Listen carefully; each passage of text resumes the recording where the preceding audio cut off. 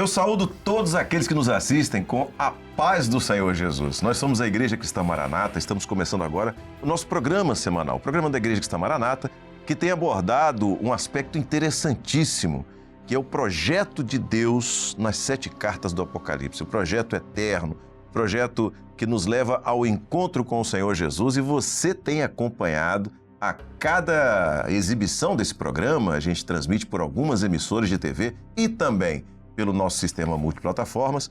Nós temos transmitido já numa sequência de várias semanas. Aliás, eu quero fazer um convite. Se você não assistiu os programas anteriores, está aparecendo o QR Code na tela, você pode entrar, acessar através do seu celular, entra no nosso canal e lá no canal do YouTube você assiste a todas as edições deste programa. Você vai aprender e vai tomar ciência daquilo que o Espírito Santo de Deus está fazendo e do qual é o projeto de Deus que está nas 7 cartas do Apocalipse. Se você quiser acompanhar pela Bíblia, abra sua Bíblia, Apocalipse capítulo 3, você vai ver os aspectos que nós vamos abordar, a carta à igreja de Sardes, Filadélfia, hoje é isso aí. Mas tem um aspecto especial nesse programa. Olha só, nós tivemos nesse último fim de semana uma reunião especial com pastores no Manaim de Domingos Martins. Você está vendo imagens aí agora de Domingos Martins, do nosso Manaim lá, e você vai ter ciência daquilo que foi tratado. Nós vamos falar aqui sobre aquilo que foi tratado no Manaim, sobre alguns aspectos importantíssimos. Fica com a gente para você ver, tá? Bom, aqui agora você vê os pastores que estamos presentes hoje aqui no estúdio. Eu cumprimento todos os companheiros aqui, na pessoa do pastor Gedeu Tigueiros, presidente da Igreja Maranata. Paz do Senhor, pastor Gedeu Tia, paz do Senhor aos demais. Eu vou ser mais breve hoje porque nosso tempo é pequeno e nesse contexto daquilo que é e daquilo que não é, daquilo que é a revelação, daquilo que é a razão, daquilo que é matéria, substância. Ficou curioso? Vamos começar a ouvir sobre isso? Pastor Gedeu Tia. Bem, nós temos feito um trabalho aqui, a nossa preocupação é informar não só a igreja, as que frequentam os nossos templos, mas aqueles nossos irmãos de outras igrejas, grupos evangélicos, de um modo geral, que têm assistido e compartilhado conosco desse momento especial, quando entendemos que o tempo da igreja está se esgotando. Nós não somos os responsáveis por uma porta que foi aberta, que é a porta da salvação. Então a salvação é para todos aqueles que creem em Jesus, que o confessam como único e suficiente Salvador. E todo o ensino que nós estamos trazendo é no sentido de melhorar o entendimento doutrinário. Não é uma nova doutrina, não existe nova doutrina. Existe um aperfeiçoamento da doutrina à medida que você vai atendendo às determinações ditadas pelo Espírito Santo. Acho, inclusive, que é bem mais fácil você seguir aquilo que o Espírito Santo está determinando para ser feito do que aquilo que, às vezes, as pessoas de boa vontade querem fazer. Vamos reunir um grupo, vamos fazer um trabalho especial aqui, desse jeito. Então, vem fórmulas, vem escritos, então escrevem anais e fica no papel. Por quê? Porque a obra do Espírito, Ele é quem faz. Mas o homem tem que deixar esse Espírito fazer esta obra. Mas no meio de tudo isso, são muitas as perguntas. Hoje aqui nós vamos voltar até um pouco do ensino que nós demos para pastores, uma atualização do entendimento doutrinário, que chegamos até aqui com certas abordagens que aqueles que estão nos ouvindo agora, hoje, vão entender claramente que é algo novo. Porque nós vamos falar aqui sobre verdades. Então, você tem 2 tipos de verdade.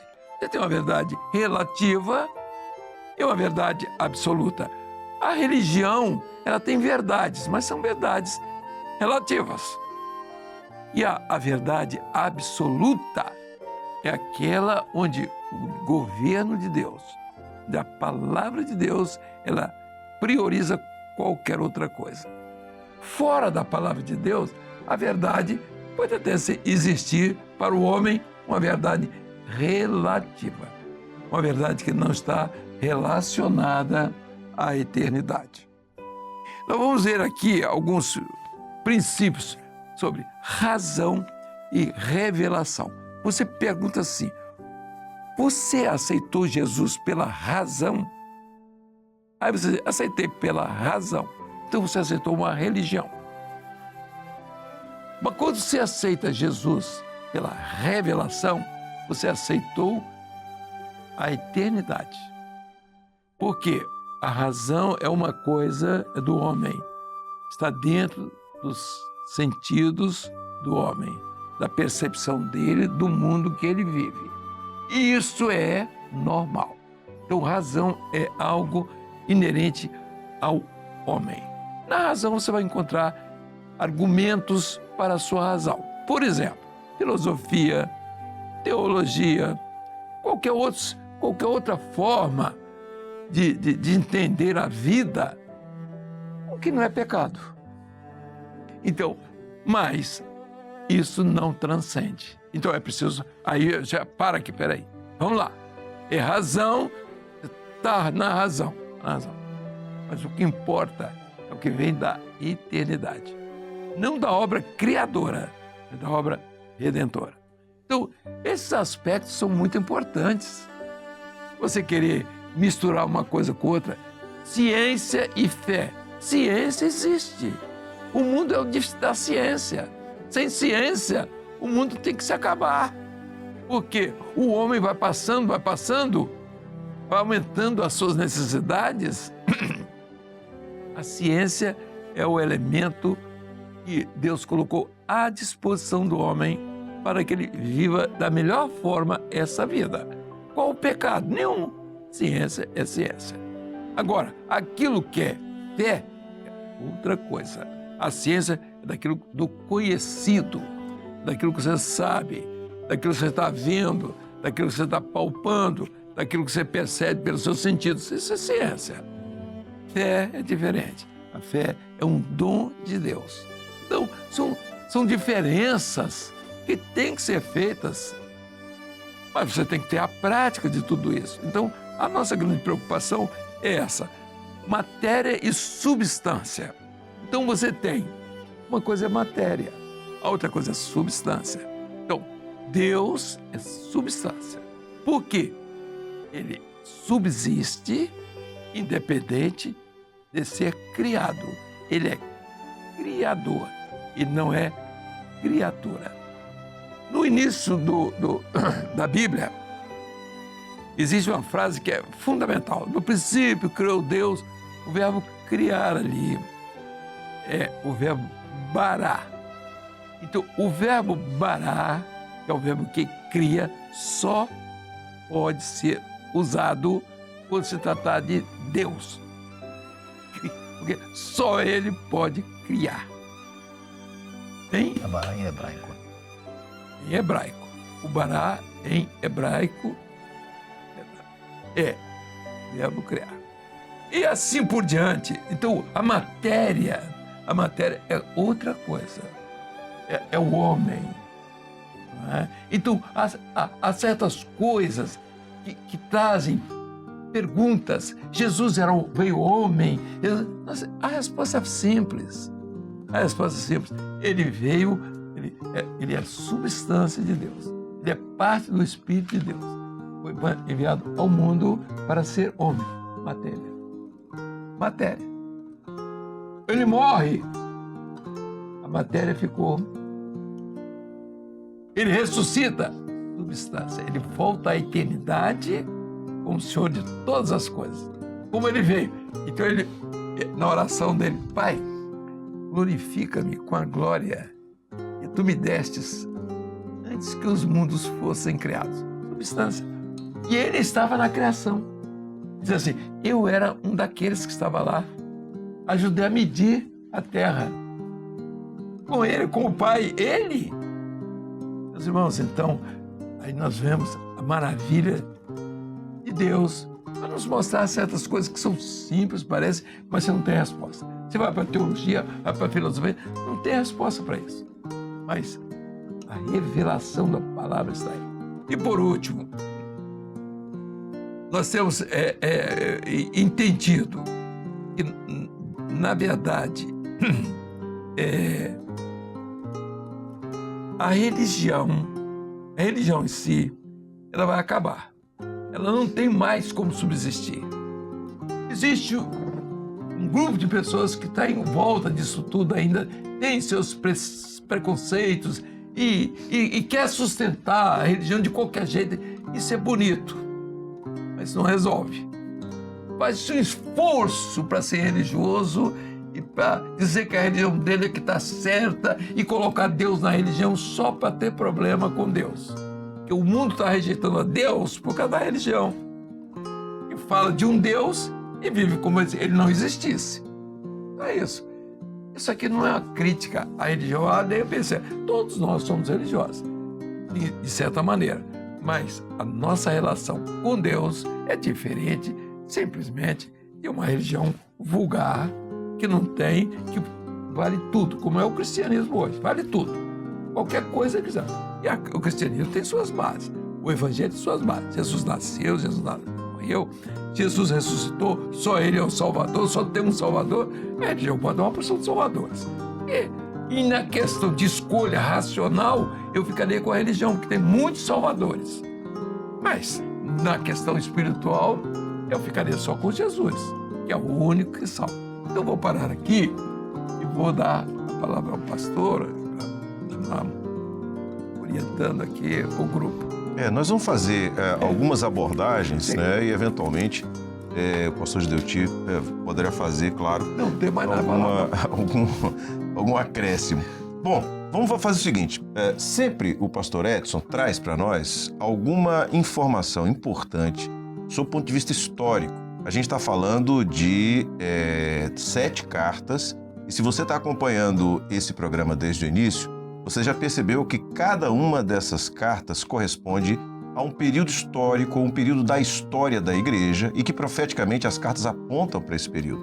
Então há sempre uma associação. Eu vou pedir ao pastor Edson para fazer menção a esse aspecto que a gente conversava um pouco antes de entrarmos no ar, sobre um aspecto interessante que você pode ressaltar. Bom, Pai Senhor a todos, mais uma vez.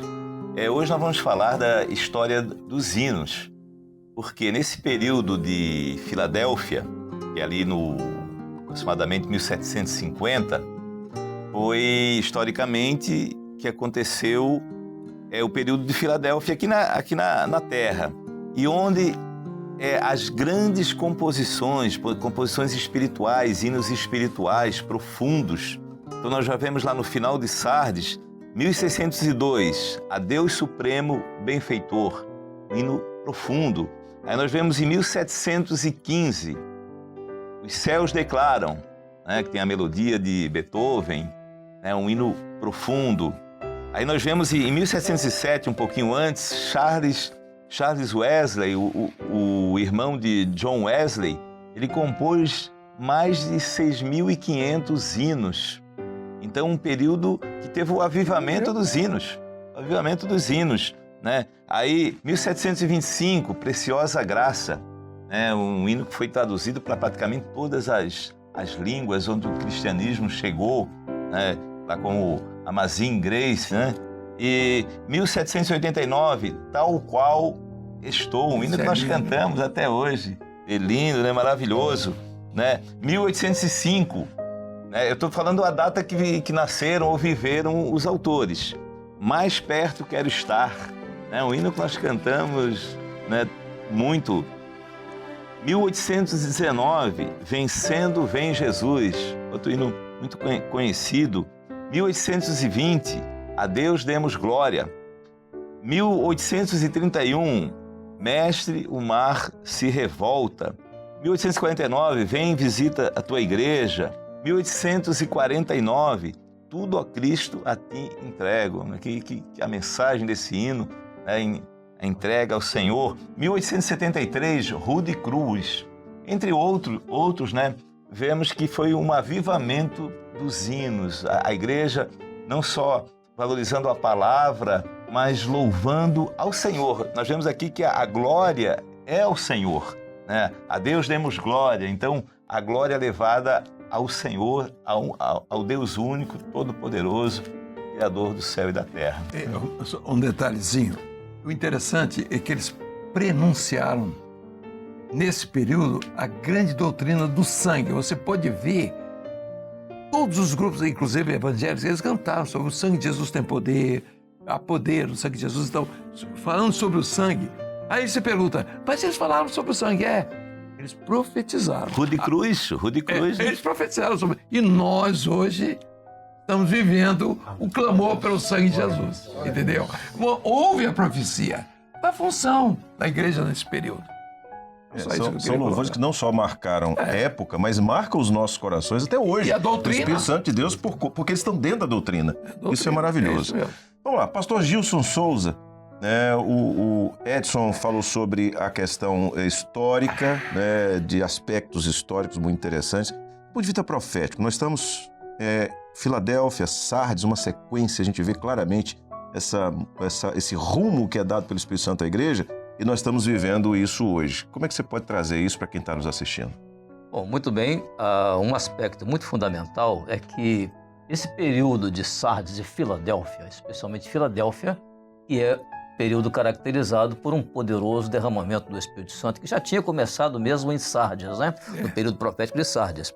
Mas em Filadélfia, como o próprio pastor Edson colocou, em razão da profusão do derramamento do Espírito Santo, de batismo com o Espírito Santo, então realmente houve essa profusão de louvores, a igreja cantando louvores, as composições de louvores. Isso foi realmente uma coisa extraordinária. Mas esse período de Sardes e Filadélfia é um período em que já havia uma profecia sobre esse período, que era um momento em que a palavra de Deus ela iria ser colocada de uma forma, na expressão chamada assim, a espada da boca do Senhor.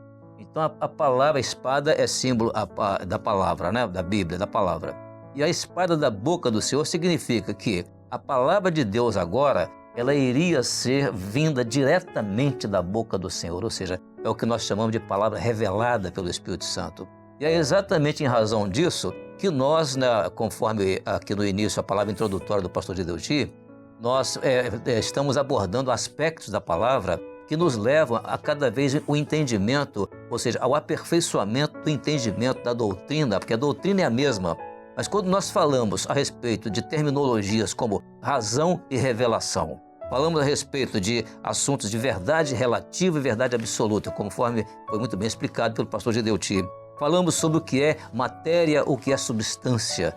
Ou seja, essas terminologias mostram que a doutrina está sendo aperfeiçoada, estamos conseguindo ouvir aquilo que está vindo da boca do Senhor e que não é estático. Por quê? Porque o contexto da palavra de Deus não é um contexto meramente histórico, não. A Bíblia tem história, a Bíblia tem ciência, a Bíblia tem literatura e tem poesia, mas acima de tudo a palavra de Deus ela é profética.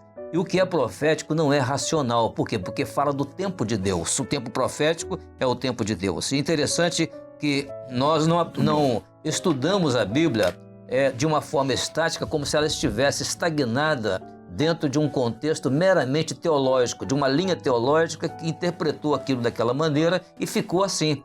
Não, nós entendemos a palavra de Deus à medida que o Espírito Santo nos leva à profundidade dela, além da letra dela, para entender aquilo que é o profético, aquilo que é do Espírito Santo. Seria essa a minha consideração. Amém. Glória a Deus. Muito bem. Falamos aqui sobre o seminário Manaim Domingos Martins e sobre alguns aspectos que foram abordados nesse seminário. E o pastor Gideuti usou a expressão atualização. Nós vivemos num mundo onde as coisas mudam de maneira muito rápida. Naturalmente, do ponto de vista doutrinário, para nós precisamos estar constantemente sendo atualizados na direção do Espírito Santo daquilo que é o nosso posicionamento, para que nós mantenhamos a fé, nos mantenhamos no caminho, que nos mantenhamos firmes no propósito e no projeto de Deus. Então, alguns aspectos aqui os pastores vão abordar, que foram tratados lá. Eu vou começar com o pastor Júlio, para falar sobre o culto. Bem, o culto no Novo Testamento, ele não seguia mais os rituais do Antigo Testamento. O culto no Novo Testamento não precisava do sacrifício do cordeiro, todos aqueles elementos do culto levítico lá que nós temos na Antiga Aliança. Então, quando nós olhamos o culto lá no início da igreja, na igreja de Éfeso, de Esmirna, nós vamos ver que o culto tinha um mistério no culto. Primeira mensagem de Pedro: as pessoas ouviam as maravilhas de Deus na sua própria língua.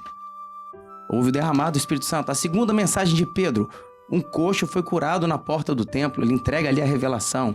Então havia um mistério no culto. A igreja de Esmirna, por exemplo, quando vem aquela igreja perseguida, onde é que eram realizados os cultos? Nas catacumbas de Roma.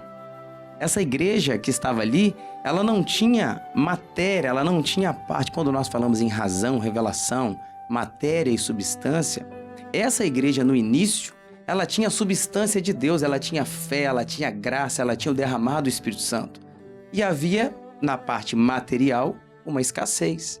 O culto era feito nas casas dos irmãos. Alguns até escondidos por causa da perseguição que estava sobre a igreja.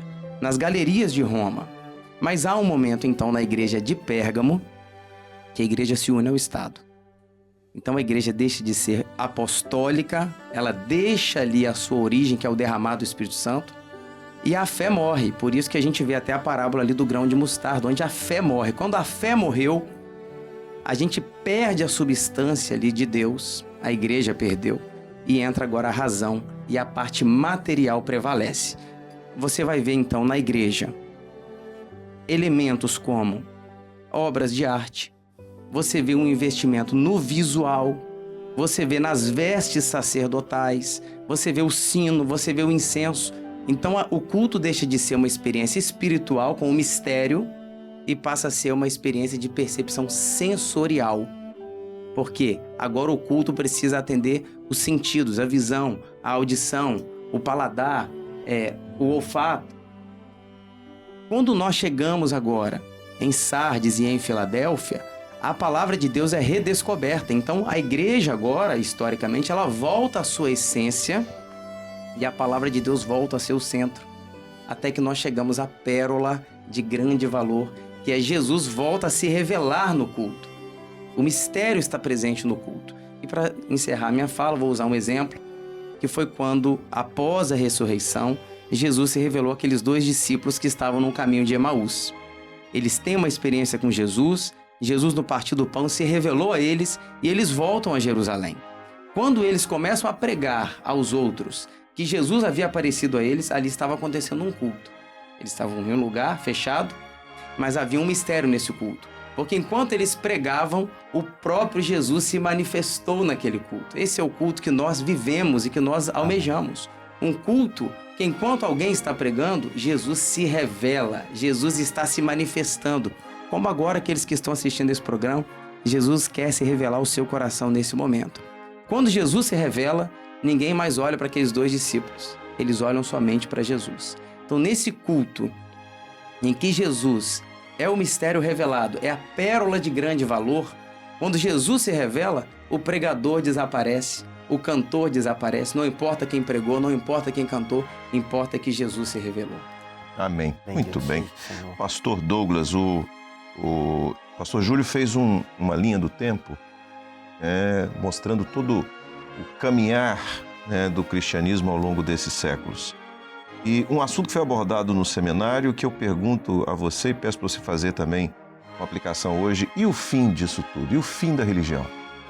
Interessante, Josias, que a escolha da igreja fiel foi o caminho que o pastor Júlio encerrou dizendo. É viver o batismo com o Espírito Santo, a direção do Senhor. A religião seguiu um caminho oposto. Por quê? Nas suas escolhas equivocadas, ela escolheu se apoiar muito mais naquilo que era humano, racional, material e se distanciar do Espírito Santo. A religião, ela está no seu fim, ela está encerrada.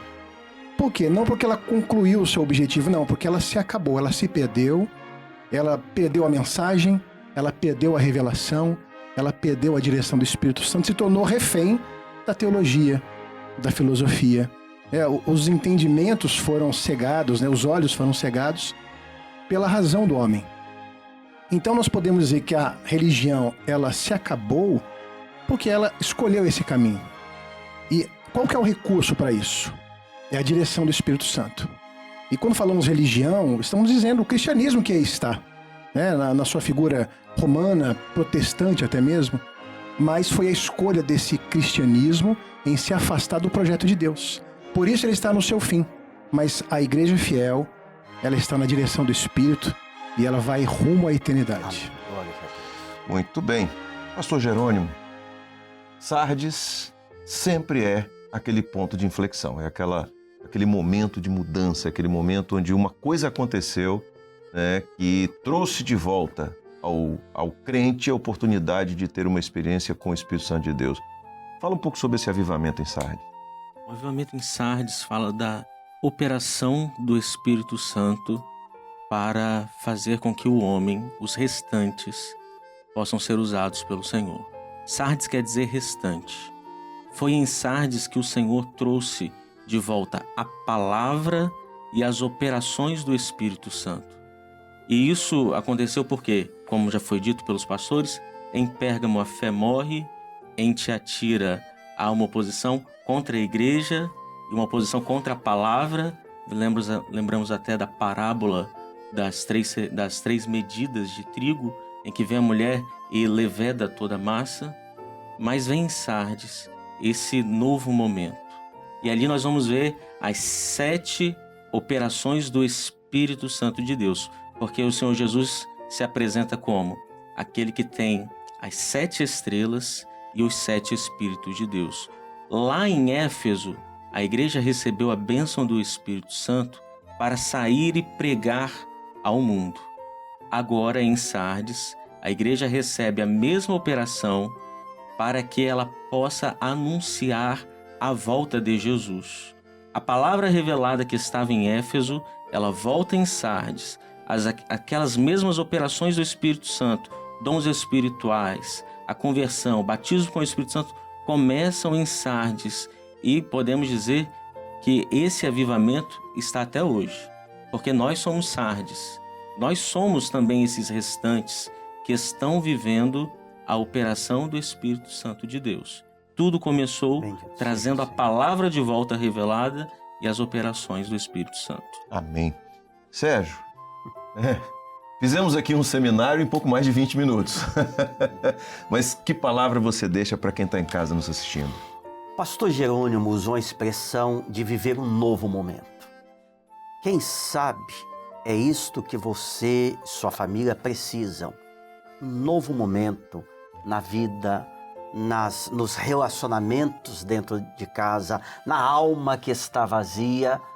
Como isso é possível? Entre os belos hinos que o pastor Edson citou, um me chama muita atenção, me marca muito, que é Cristo, ou tudo, ó Cristo, a ti entrego. Você pode fazer isto agora. Se entregar não a um homem, você não precisa dar satisfação a ninguém. Não é se tornar religioso, muito ao contrário. Você pode se entregar ao Senhor Jesus. A porta da salvação está aberta. Aceita Jesus como único e suficiente Salvador. Ele vai fazer morada no seu coração. O Espírito Santo, a ação dele é que vai mudar os conceitos, a mente, aquilo que, quem sabe, está te aprisionando. A sua família não tem solução para o que está passando. Jesus é a solução. Ele é o Senhor e Salvador. Se entregue a Ele e Ele irá lhe abençoar. É tudo que nós queremos e que nós precisamos. Amém. Bom, chegamos ao final do programa. Me despeço de todos aqui com a paz do Senhor Jesus. Você que está em casa também, fique com a paz do Senhor Jesus na sua vida. Quer ouvir os hinos sobre os quais falamos aqui hoje? Acesse nosso canal no YouTube. Estão todos lá, tá certo? Tá feito o convite. Amém. E todos os domingos às 10 horas da manhã, Escola Bíblica Dominical, também no YouTube você assiste ou em qualquer uma das nossas igrejas em todo o Brasil e também no exterior. Deus abençoe. A paz do Senhor.